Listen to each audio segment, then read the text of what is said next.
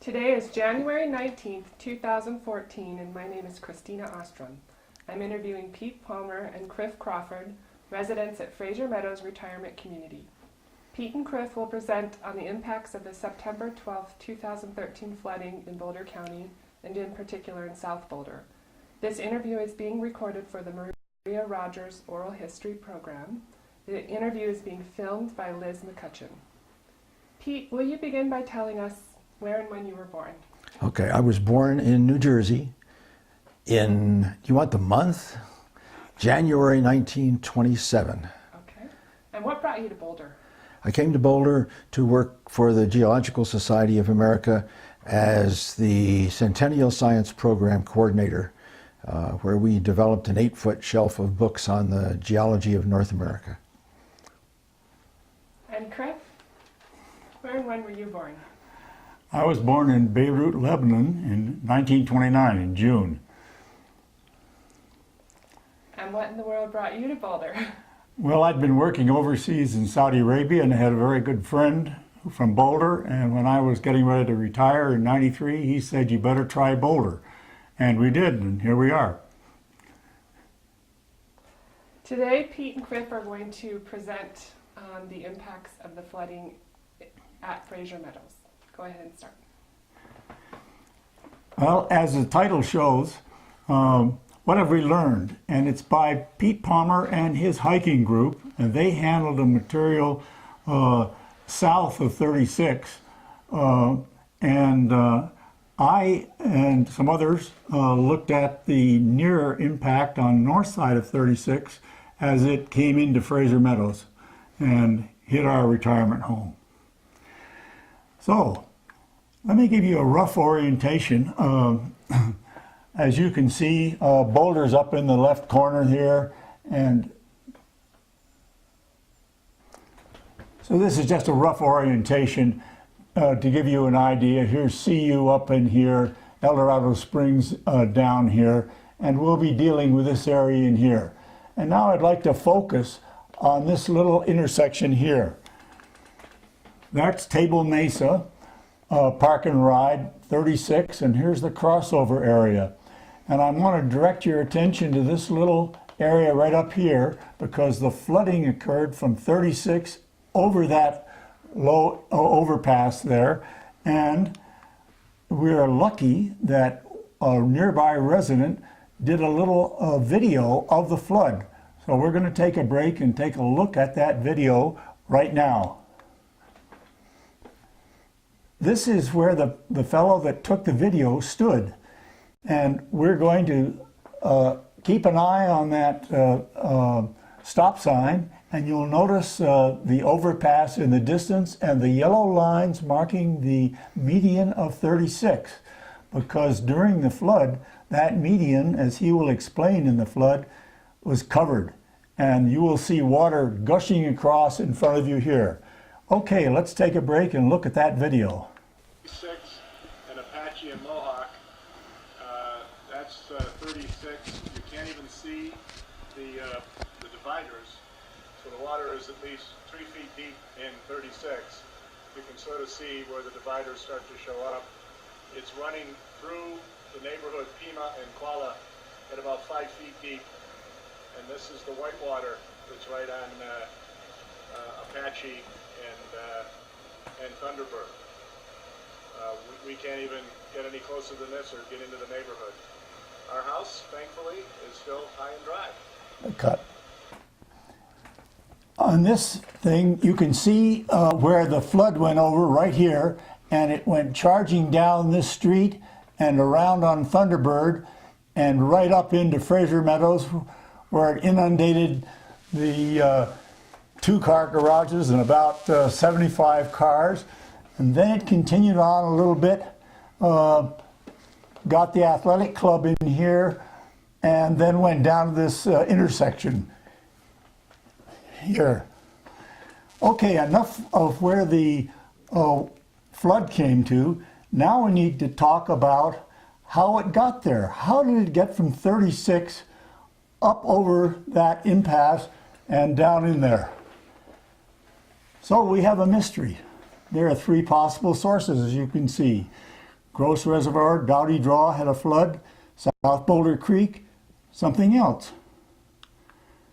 Okay, let's get oriented using some Google Maps. Okay, I guess I take over now. And we've been looking. This is South Boulder. Here's El Dorado Springs. There's South Boulder Creek, comes up here, goes under 36, goes under South Boulder Road, and continues over this way. We were really interested in this area because the flood came into Frasier Meadows there somewhere. Okay, so we began by walking along the highway here and discovering that South Boulder Creek did not flood us. There was a dry area between these two, so the water was on the other side of this dry area. There were two parallel flows of water. We came down here. We had to eliminate the questions as to Gross Reservoir. For instance, Gross Reservoir is back up in the mountains on South Boulder Creek. If Gross Reservoir had flooded, then El Dorado Springs would have been flooded. And I spoke with the postmaster at El Dorado Springs, where the post office is at stream level, and he didn't get a serious flood. There was no serious flooding here. The other question was Dowdy Draw. This is a side valley which is normally dry, which had about 5 feet of water roaring down it on that night of the 12th. And we were saying, oh, that sounds like that flood came down and maybe got us. Except when we talked to the people just right in here who had been impacted by that flood, it flooded 2 hours after our flood. So it was not water from this that contributed to the problem. So we ended up looking at the area right in here to see if somehow this water was our problem. Go to the next one, Crif.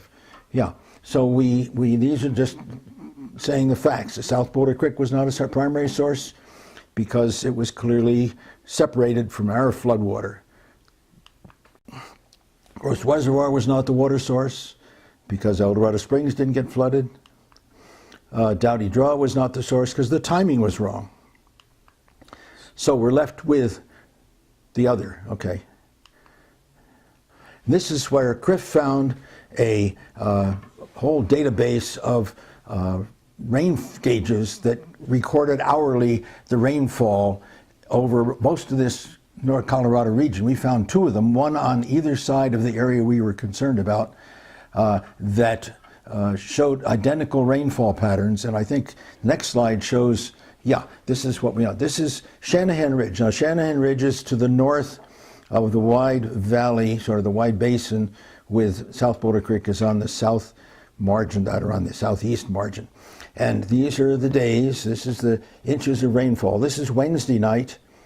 That was a really heavy dump right here. Now, all of this rain during the week, by the time we got to here, had pretty well flooded or saturated the soils all across the area. So by the time we got to Thursday, these heavy rains and these really heavy rains in the late afternoon had no place to soak in, and they ran off, and that is our problem. That's where the water came from. Okay, so that rain gauge was somewhere over here. This is Shanahan Ridge, is a bunch of houses up on a high spot right here. So this is a slope coming down. This is a broad open space area. The creek is over here. But the water in this whole area here followed the arrows, came down here. Next picture, I think, shows it getting up close. Came down here, went, flooded. This is a trailhead for South Boulder Creek Trail. And the big Blue Stem Trail comes off here, if anybody's familiar with those. Came over here, backed up against Highway 93, which goes to Golden, to the south. Overflowed the highway here, took out some big trees right there, went past, whoops, okay, back up one, Crif.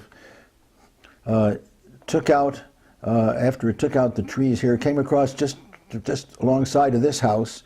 I spoke to the person who lived here, and the peak of the flow that was coming past her was about 7:30 at night, heading up to the north there. And this is the area of South Boulder campus called CU South.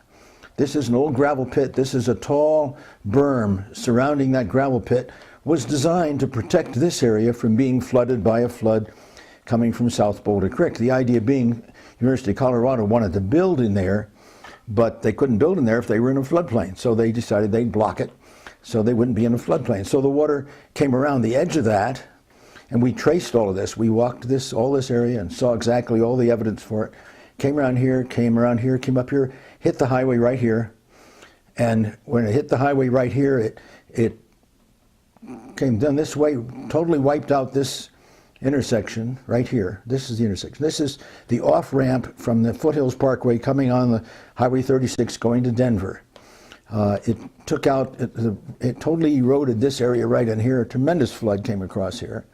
Now there's a culvert that comes right under here, goes under the road, comes out over here, and then there's a man-made ditch that goes around over there to South Boulder Creek. That had some heavy flow in it. It was about waist deep in here in parts. But apparently something happened. Either that got blocked or this flow was so immense that it simply could not handle it, because this water continued on down 36. Next slide. It came under. Crif, you want to take it from here? Yes, the water came down this way and right down 36 and pooled up and made a temporary lake in this area here. And then when the lake got high enough, it spilled over, and that's the video we just saw, and we know where the water went beyond that. So the question sort of is, let's see what might be done to mitigate against a repeat of this. I just have a quick question. Sure. How did you know, when you said that you saw evidence of where the water had gone, can you talk about what led you to believe that was the path? I can do that. There are several lines of evidence. First of all, you can see that the grass wrapped around fence posts and fence wires so that you get some idea of the depth of the water, which is, if it was knee deep, then the wires have grass and stuff hanging on it. You can tell which way the water was flowing by which way the grass hangs on the fence. You can see where it's flowed over the fields and knocked down the weeds and the grass, all pointing downstream. So that was how we figured out where the flow was heavy, which way it was going. And then those rain gauges told us a lot about when the flow was heavy, which was really critical because we can now explain why we got all that dump of water late in the, or early in the evening of the 12th. It was the runoff from that heavy rain in the late afternoon that had no place to go because the ground was saturated. And of course, when the flood occurred, which you saw in the video, there was a lot of damage in these houses here. They were flooded, and a tennis court was wiped out. It's since been rebuilt. So you can see where the water had gone, where it really damaged things.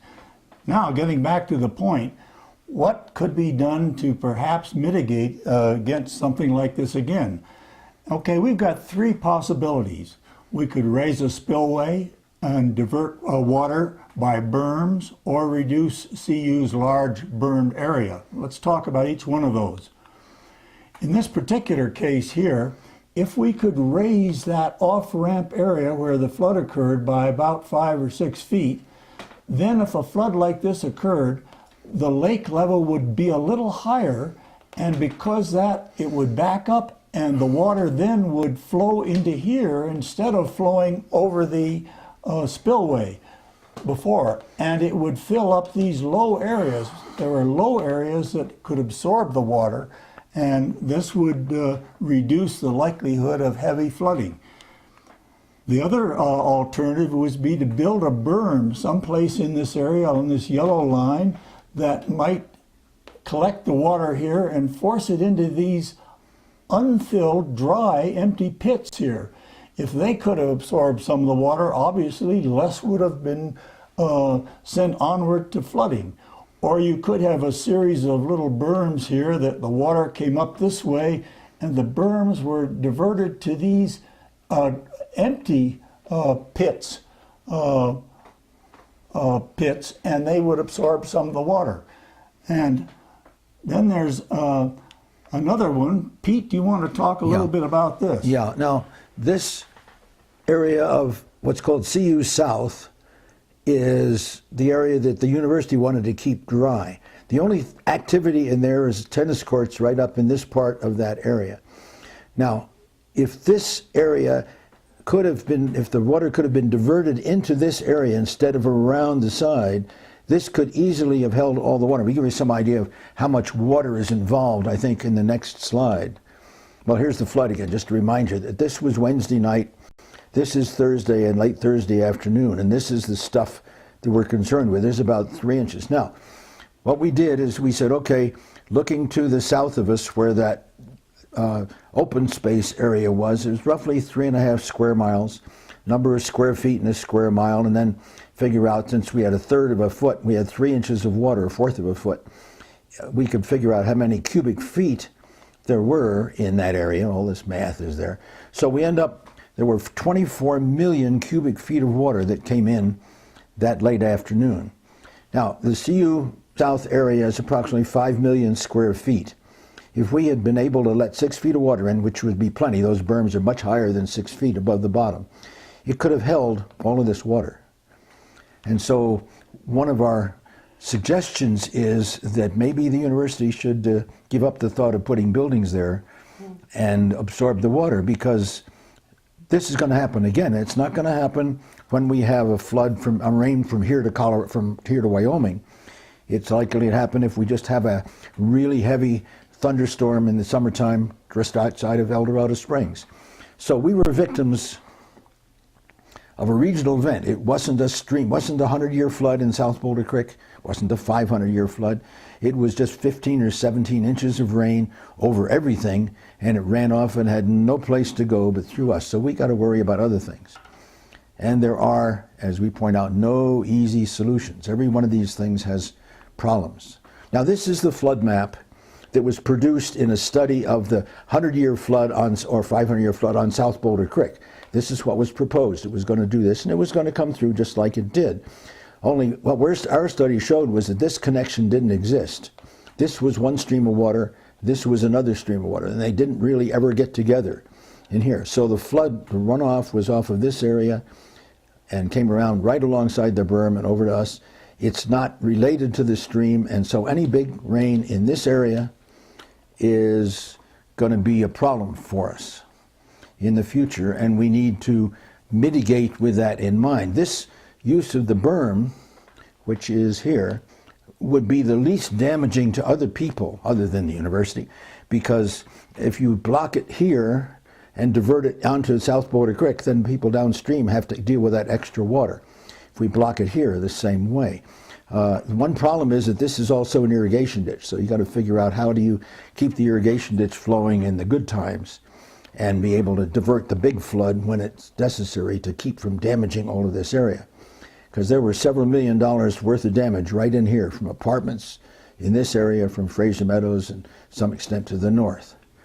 So that's the story that we've put together, and we need to talk to the city people, among others, and the university people to see if they recognize that in the future there's a potentially big problem because of this area not being able to handle some of that floodwater.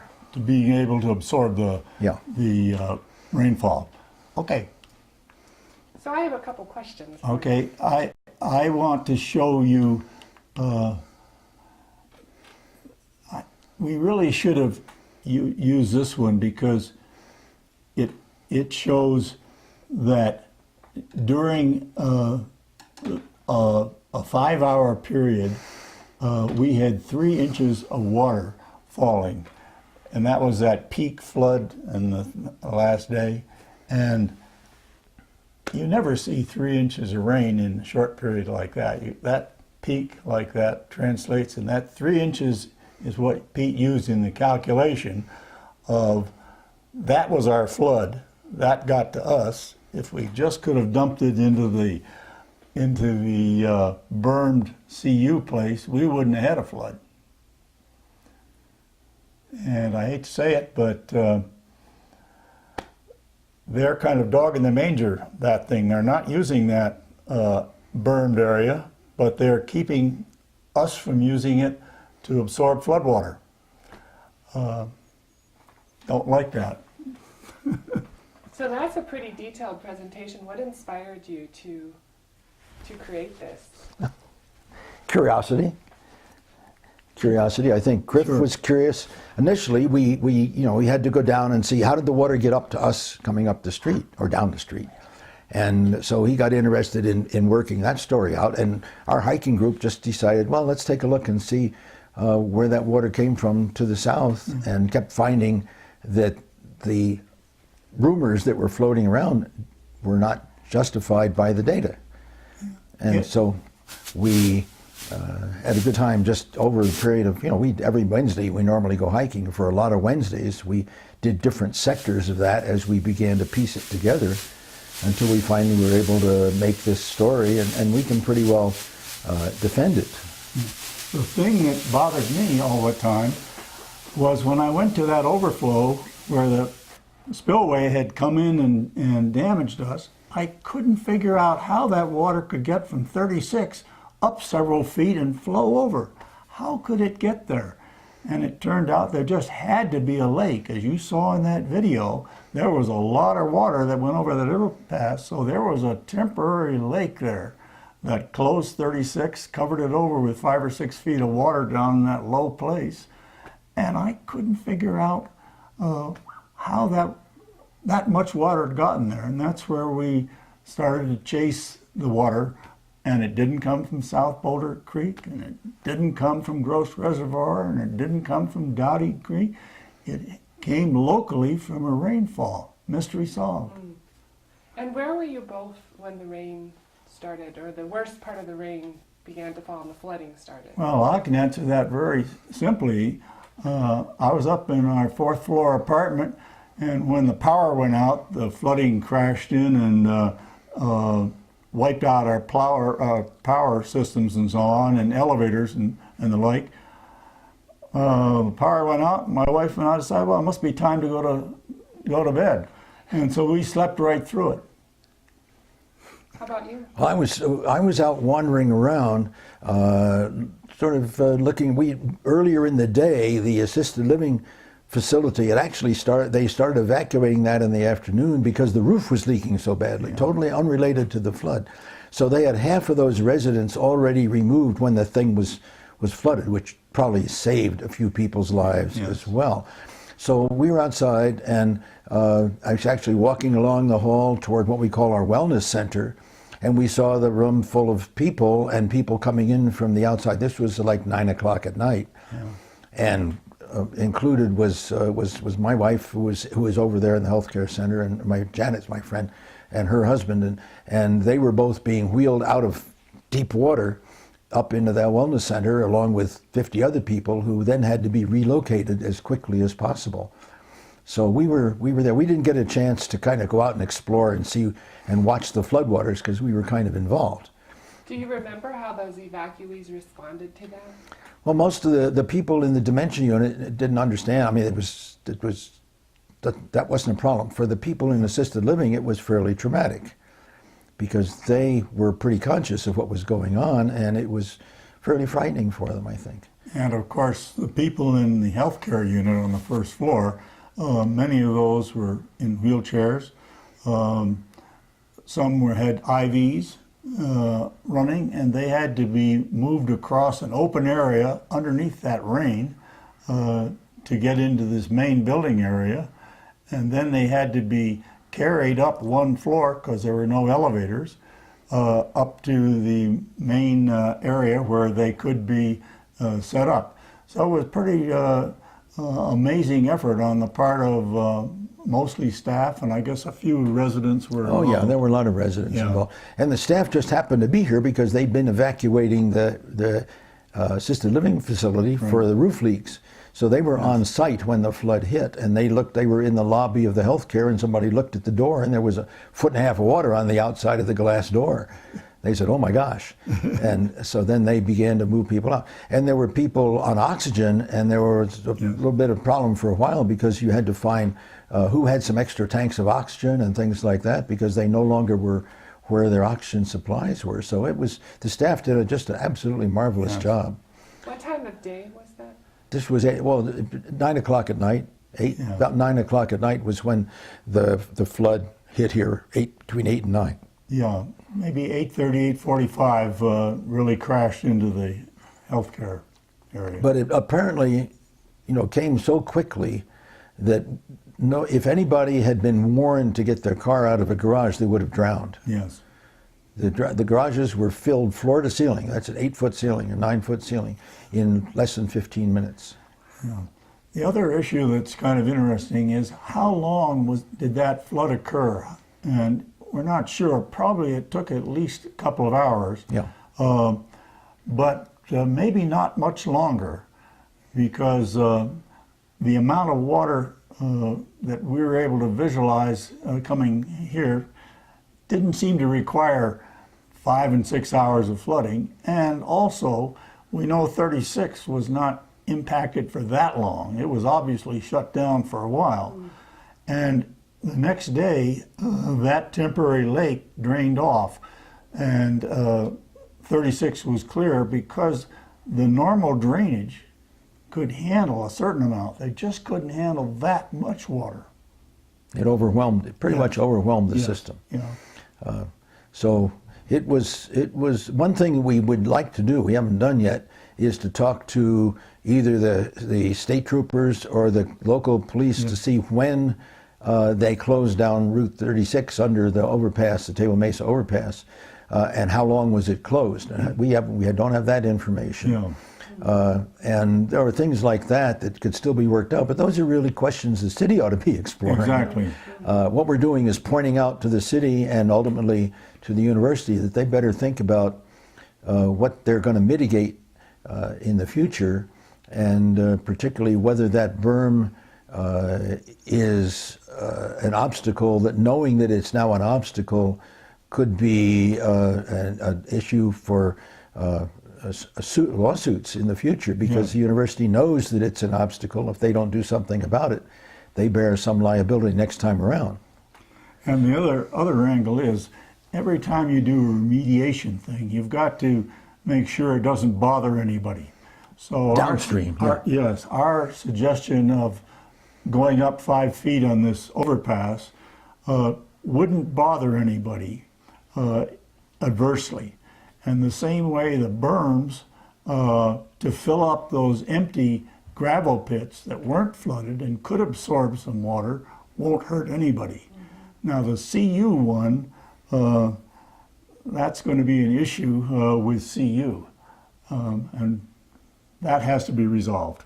Well, every one of these things has issues, because the dam that you want to propose to raise that so the water doesn't flood across the highway into our area makes a bigger lake for longer, blocking a U.S. highway, and could also create more dangerous water conditions, because the water would be deep enough so anybody caught in it might have a problem. I think that there are no simple, at the moment, any really simple solutions, but they have to think about something other than a flash flood in the streams. I think they have to think about runoff in a long enough rain period.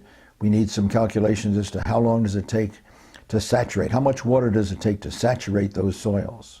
If it only takes 3 inches of rain and you get a 5 or 6 inch dump, then the other 3 inches are going to come here. The other thing, this particular flood, it wasn't a huge flood down South Boulder Creek, and even Boulder Canyon, the main creek, didn't do a lot of damage. The main damage we saw in Boulder is off of the floods, rainfall that we saw, because all the damage around Arapahoe is not from the creek, but it's from the rainfall coming down that did a couple of gullies. And you will be interviewing people that had damage not from one of the creeks, but simply because there was a lot of rain in the mountain that came right down the way it did with us here. When we've been doing a little bit of exploring to the north of us to see what happened to the water after it came by us, and also went along South Boulder Creek. In fact, we're doing some of that just yesterday. And all this rain is ultimately going into South Boulder Creek, so the further downstream you get, the more water in South Boulder Creek. And there was quite a bit that flooded over South Boulder Road. There was even more that flooded around behind the golf course. So there was considerable heavy water to the north of us, of which we contributed part. But Bear Creek contributed part. Irrigation ditches contributed part. Streets contributed part. All those streets had 15 inches of water, and none of that soaks in. Yeah. So there just was more water than the system could handle, and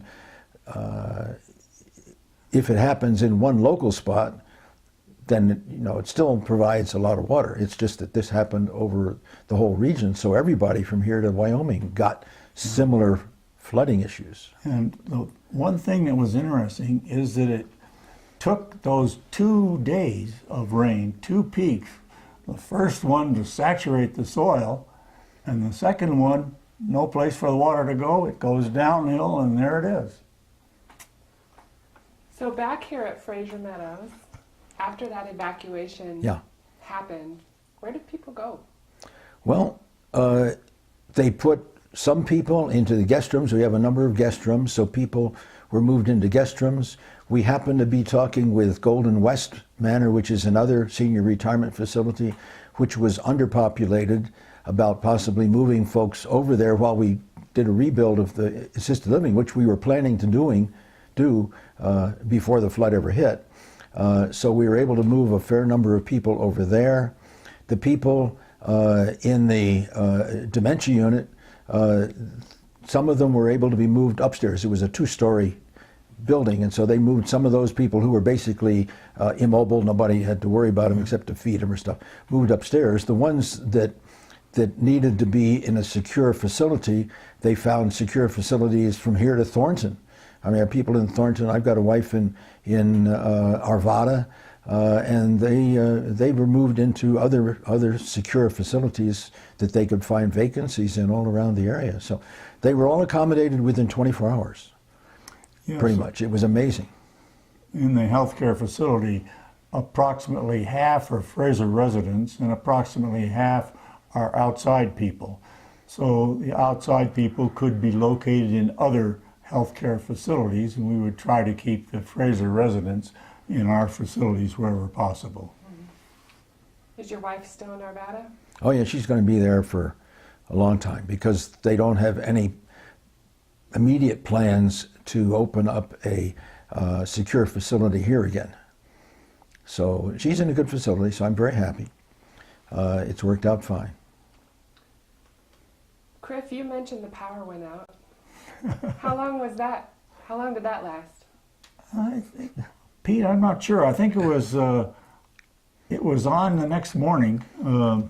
Partly. Partly on, correct. I mean, here we are, we're in January, and the main elevators and the elevator in this part of our building are still not functioning. They were flooded and destroyed essentially, and they hope to get them back functional in another month. So the rest of the building, the dining areas, for instance, kept functioning through it all. The people in the independent living underneath us in this part of the building have all come back into their apartments. They have new carpets. They had to re-plaster board their walls because of mold. They had to take out all the wall board for 1.5 or 2 feet above the floor in all of those rooms, plus all the carpet, plus move their furniture into temporary storage units and then bring it back. That all happened by Thanksgiving. So the main people who are still outside of the physical facility are some of the assisted living people and some of the people from the healthcare unit. And that will be maybe all back and functional by summertime. In those days after the flood, how did your lives change? Well, I'll comment first. Very little. Because there was no power, the meal service here was very limited. They had to bring in meals and so on. So my wife and I simply stayed in our apartment, cooked in our meals in the apartment. And so we were very slightly impacted at the very little. We didn't, being on this, we're on the second floor here. So there wasn't much other than dealing with spouses, that personally, my car was out on the street the night before, so I didn't lose my car. The dining service the first day was doing mostly sandwiches and things like that, but was back serving hot meals again the second day. Mail service is still disrupted because our mailroom is not accessible because the elevator's not working. So mail has to come to the central part of the building, and one of the local residents in the hallway here delivers the mail to our doorways each afternoon. So there's still some disruptions, but by and large, life has returned to normal, and it returned fairly quickly. Yeah. You mentioned your car was out on the street. How did that happen? Well, because that one slide that we showed toward the end that showed the plans for the South Boulder Creek flood, the man that wrote that report came here to deliver a lecture a year and a half ago. Crif and I run a lecture series called the Sustainability Seminars, and we'd invited him to tell us about the flood potential for Frasier Meadows. And he said at that time that we would have to worry if there was a big dump of water in front of El Dorado Springs, in front of the mountains. So on Wednesday night, after we had that heavy duty rain around 8 o'clock, and it was still raining hard at 10 o'clock, I said, I don't want to wake up and get my car out of the garage in the middle of the night. I'm going to take it out now.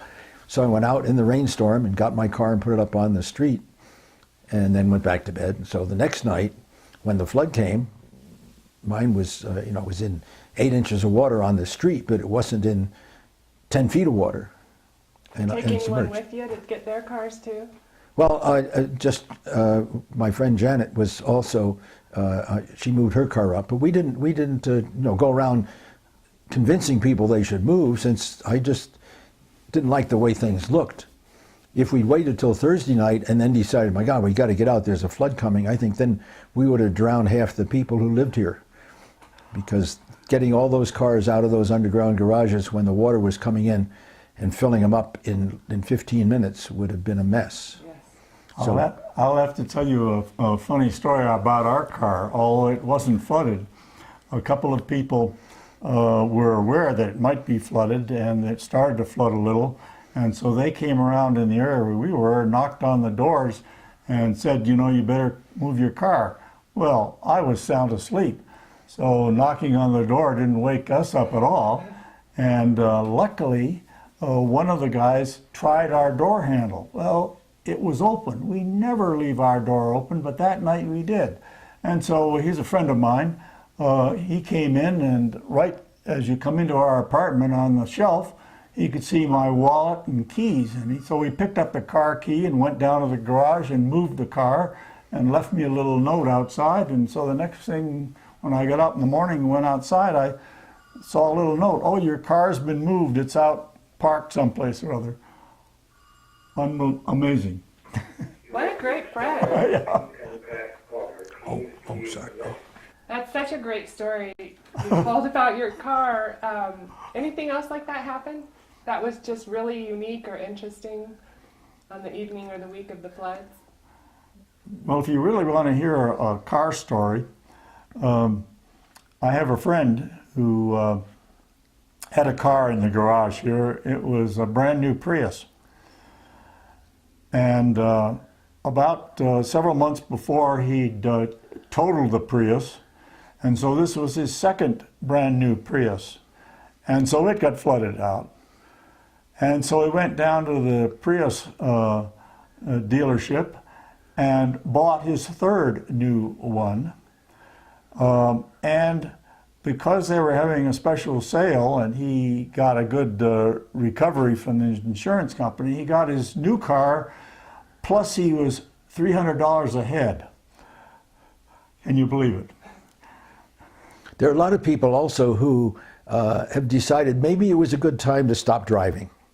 You get to the point where you're getting old enough and you think, well, maybe I'm a major menace on the road. And a handful of people have decided just not to replace their cars.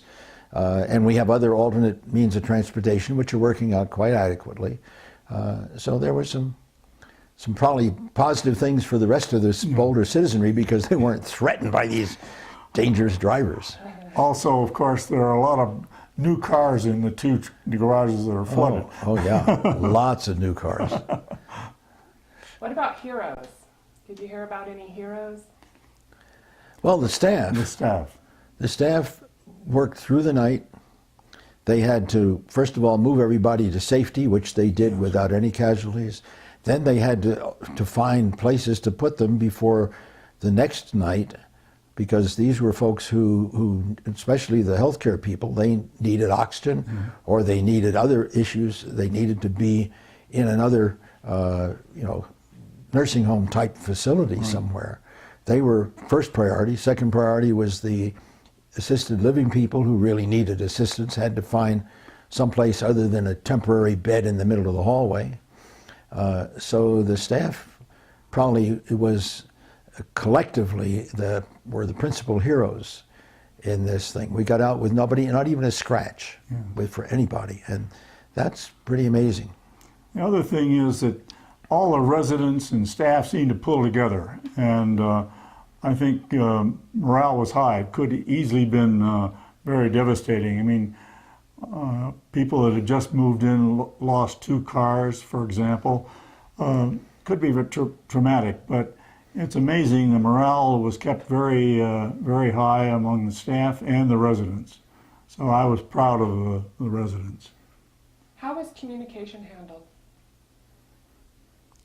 Well, internally, just we got notices on our little shelves outside of our doors as they could, keeping us posted about what was going on, because this is Frasier South.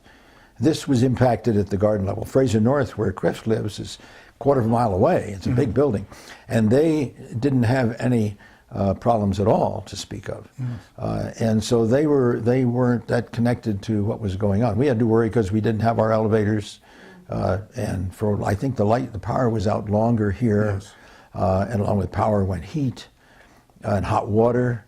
I mean, I think we were without hot water for a week or more, because all those facilities were in the garages. I mean, all the generators and the power and the boilers, things like that. A lot of them were in the flooded garages. So that wiped out. And those flooded garages took them 2 weeks maybe to pump the water out. We sat out here. There were huge trucks with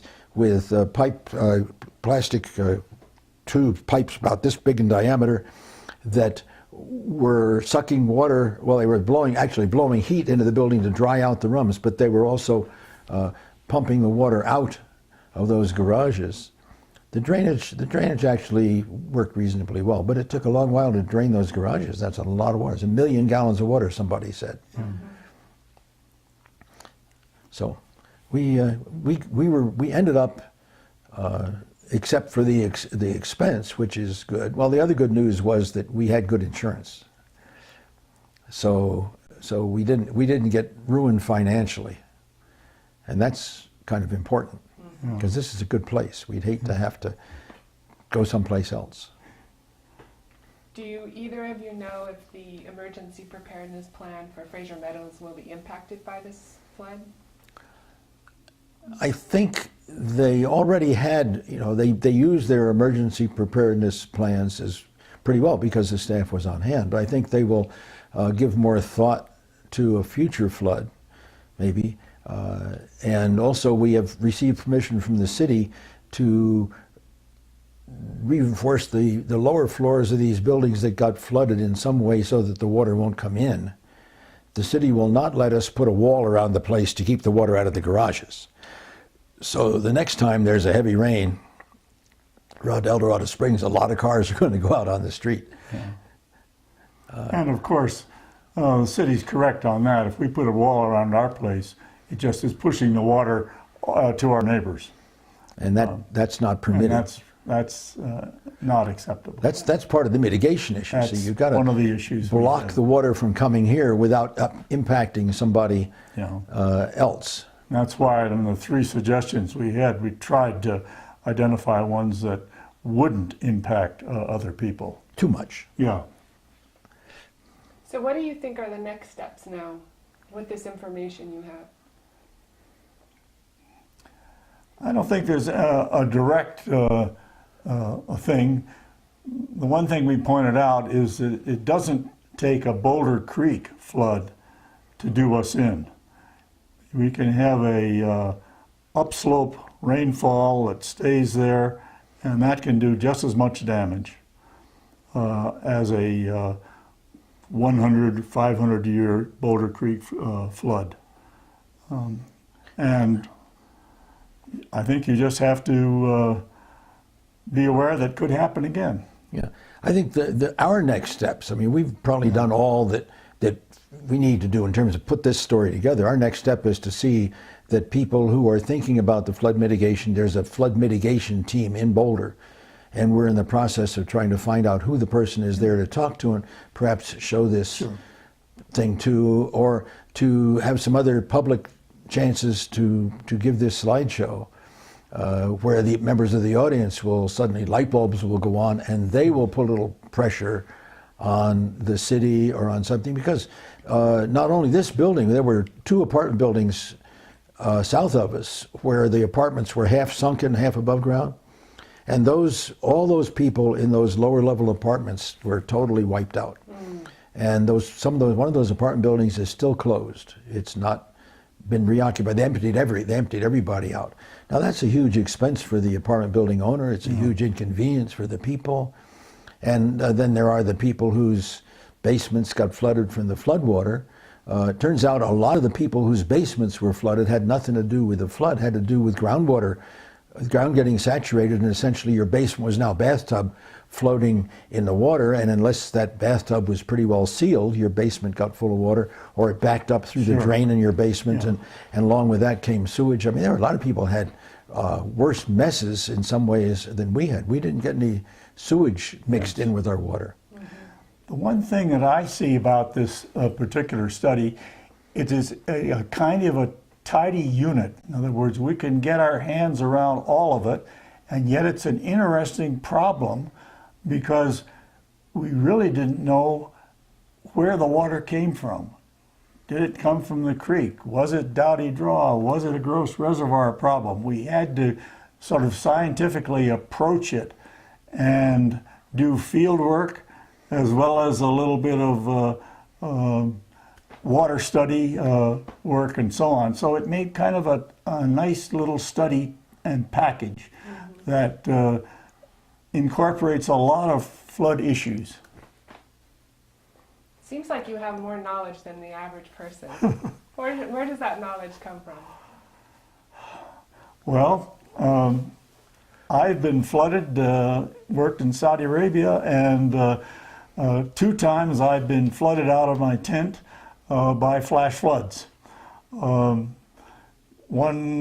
pays attention if that's happened to you a couple of times.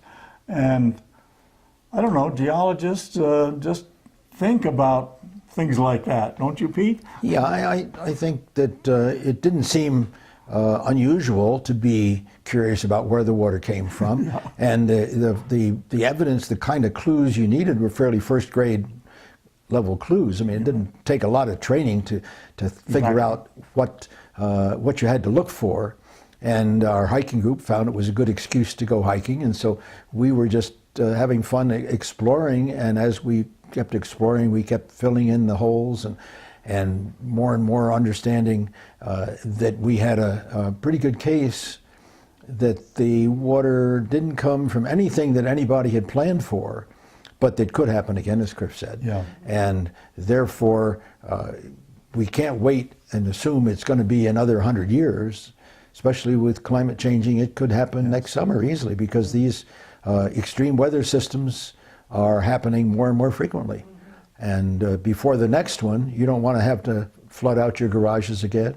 You don't want to have those apartments down the street flooded again. You don't want to have those houses severely flooded that did get flooded by the floodwaters.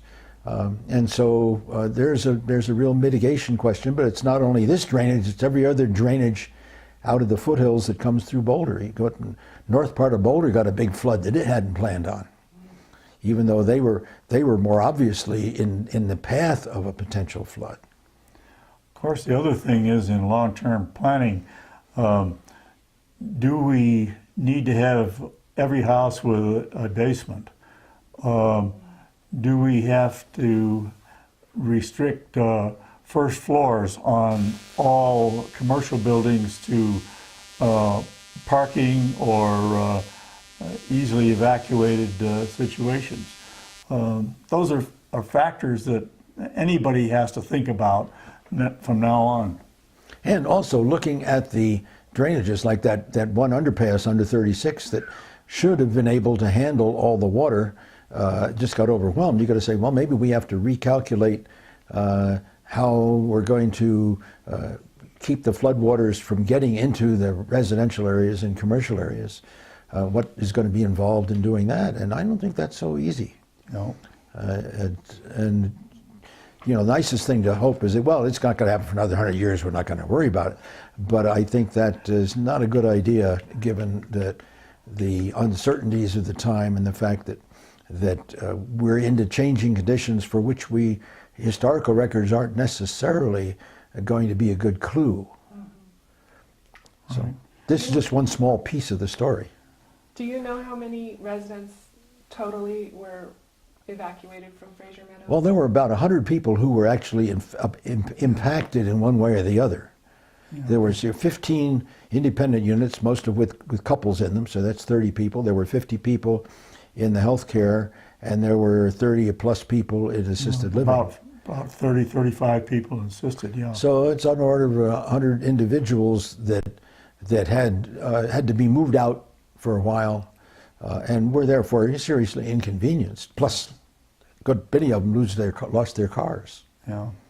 When will Frasier Meadows be back to? Oh, like I said, by summertime they're talking about almost everything being back.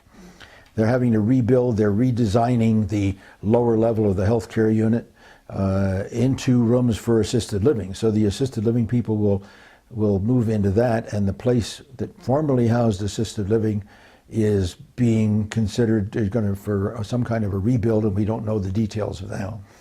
The healthcare unit will be reduced in size from a capacity of 100 beds to a capacity of 50 beds.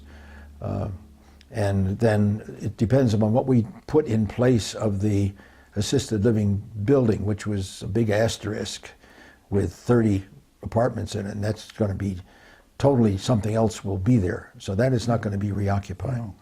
But we'll have our continuum of care back in full action by summertime. And that's what makes this place so good, is that you can move in healthy and disintegrate by degrees and be able to stay here if necessary all the way to the end.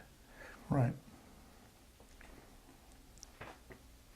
Well, I don't have any other questions. Do either of you have anything else to add?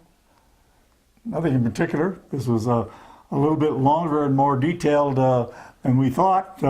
We thought our show was it, but you had questions that brought other things up. No, I'm fine. It was a lot of fun. We thank you for doing this. Well, thank you. And good luck with your project. This is only the second, you say? It's the second I've done. You've done, okay. Liz has done a few more. Thank you.